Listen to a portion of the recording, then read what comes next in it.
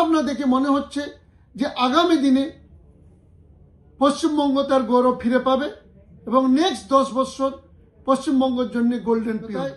আমরা যারা ভিন্ন রাজ্যে আছি, আমরা রেশনের বেনিফিট ভিন্ন রাজ্য থেকে নিতে পারতাম না, এবারে আমরা রেশনের বেনিফিটটা নিতে পারবো। তো তাই পশ্চিমবঙ্গের বাইরে থাকা অবস্থাতে আমরা স্বাস্থ্যসাথীর বেনিফিট সেভাবে পেতাম না।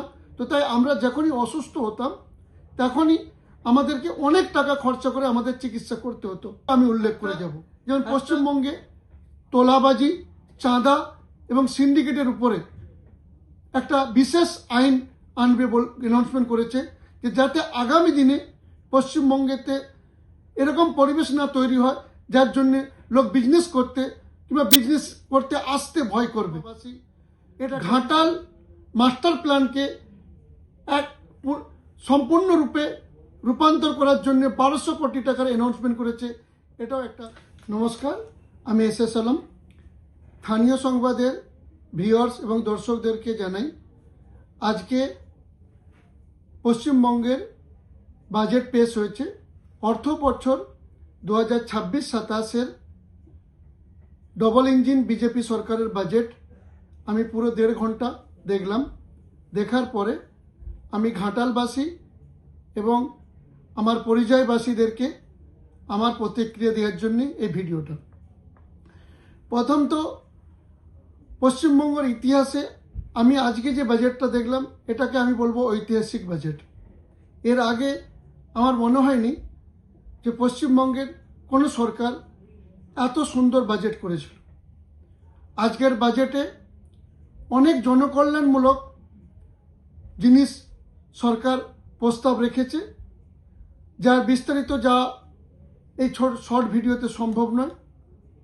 কিন্তু যেগুলো উল্লেখ করা জিনিস সেগুলো হলো যে আমরা যারা পরিযায়ী আছি, যারা এই সরকারকে আনাতে গুরুত্বপূর্ণ ভূমিকা পালন করেছিল, তাদের জন্য এই সরকার কি ভাবনা চিন্তা করেছে, কিংবা পশ্চিমবঙ্গে কর্মসংস্থার জন্য কি ভাবনা চিন্তা করেছে। তো যারা ভিন্ন রাজ্যে আমরা আছি পরিযায়ী, প্রায় 1,25,00,000 থেকে 1.5 কোটি পরিযায়ী, আমাদের জন্য সরকার যে প্রস্তাব রেখেছে একটা হলো ওয়ান নেশন ওয়ান রেশন কার্ডের তহত আগামী দিনে আমরা ভারতের যে কোনো আমরা জায়গায় থাকি না কেন, যে কোনো স্টেট, যে কোনো সিটিতে থাকি না কেন, আমরা সেখানে রেশনের বেনিফিট নিতে পারবো। এই প্রস্তাব আমাদের সরকার রেখেছে, পশ্চিমবঙ্গ সরকার রেখেছে। তো তাই আমরা যারা ভিন্ন রাজ্যে আছি, আমরা রেশনের বেনিফিট ভিন্ন রাজ্য থেকে নিতে পারতাম না, এবারে আমরা রেশনের বেনিফিটটা নিতে পারবো। এছাড়া আমাদের পশ্চিমবঙ্গ সরকার যে স্বাস্থ্যসাথী রেখেছিল, সে স্বাস্থ্যসাথীতে আমরা পশ্চিমবঙ্গে বেনিফিট নিতে পারতাম, কিন্তু যখনই আমরা পশ্চিমবঙ্গের বাইরে চলে যেতাম, যারা আমরা পরিযায়ী, আমরা মূলত পশ্চিমবঙ্গের বাইরে থাকি।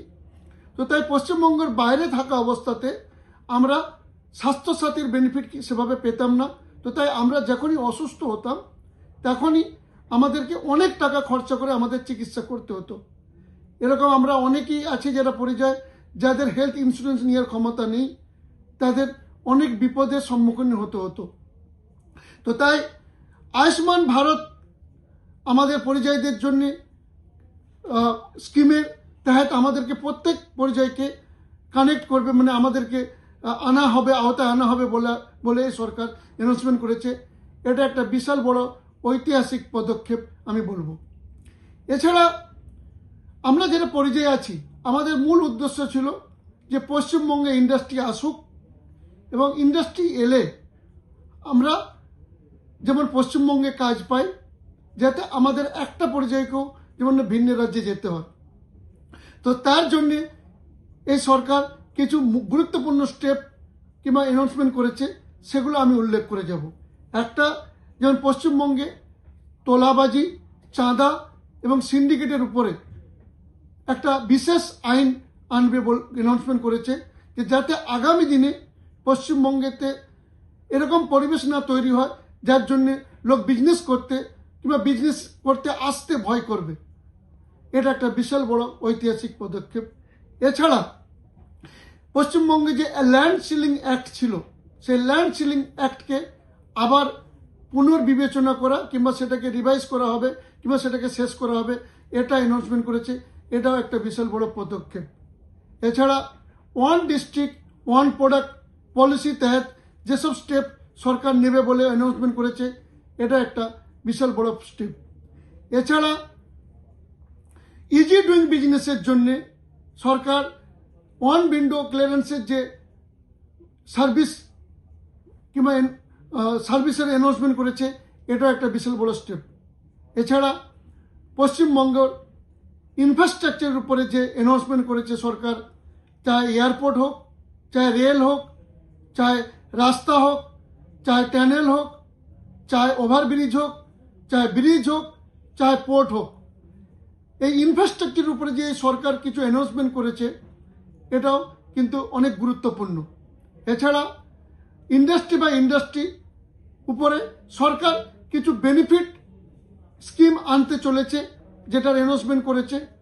তার আগামী দিনে হয়তো আরও ডিটেল পলিসি তৈরি করবে সরকার এবং ইন্ডাস্ট্রিকে কিছু বেনিফিট দেবে। এটা একটা বিশাল বড় পদক্ষেপ। এছাড়া সবচেয়ে বড় গুরুত্বপূর্ণ যেটা আমার কাছে, যেহেতু আমি ঘাটাল মহকুমাবাসী, ঘাটাল মাস্টার প্ল্যানকে এক সম্পূর্ণরূপে রূপান্তর করার জন্য 1200 কোটি টাকার অ্যানাউন্সমেন্ট করেছে, এটাও একটা বিশাল বড় স্টেপ। তো তাই কুল মিলিয়ে আজকের বাজেটকে যদি বলা হয় আমাকে নম্বর দিতে, তাহলে আমি বলবো 10-এর মধ্যে 9 নম্বর দেব। আমার মনে হয় যে এই সরকার যে আজকের বাজেটে যে প্রস্তাবগুলো রেখেছে এবং যে চিন্তাভাবনা রেখেছে, এই চিন্তাভাবনা দেখে মনে হচ্ছে যে আগামী দিনে পশ্চিমবঙ্গ তার গৌরব ফিরে পাবে এবং নেক্সট 10 বছর পশ্চিমবঙ্গের জন্য গোল্ডেন পিরিয়ড। আমার মনে হয় আগামী দিনে পশ্চিমবঙ্গে একটাও পরিযায়ীকে হয়তো মজবুরিতে ভিন্ন রাজ্যে কাজ করার জন্য যেতে হবে না। যদি কেউ আনন্দেতে খুশিতে যেতে চায়, সেটা তার ব্যক্তিগত ব্যাপার। তবে এটার জন্যে হয়তো একটু টাইম লাগবে। তো তাই আমাদেরকে একটু ধৈর্য ধরে, একটু সময় নিয়ে একটু সরকারের দিকে তাকিয়ে থাকতে হবে যে আগামী দিনে সরকার পশ্চিমবঙ্গে ইন্ডাস্ট্রিকে আনার জন্যে এবং কর্মসংস্থা তৈরি করার জন্যে আরও কী কী স্টেপ নেয়। আমি আশাবাদী যে আমরা যারা এই সরকারকে আনার জন্যে অনেক ত্যাগ এবং অনেক কষ্ট আমরা করেছিলাম এবং আমরা যারা পরিবর্তনের ডাক দিয়েছিলাম, আমরা সঠিক সিদ্ধান্ত নিয়েছিলাম আজকে আমার মনে হচ্ছে। তো তাই ঘাটাল মহকুমা এবং আমার বাসী এবং আমার প্রত্যেকটা পরিযায়ীকে আমি বলবো যে আমরা কেউ ভুল কাজ করিনি এই সরকারকে এনে। ধন্যবাদ।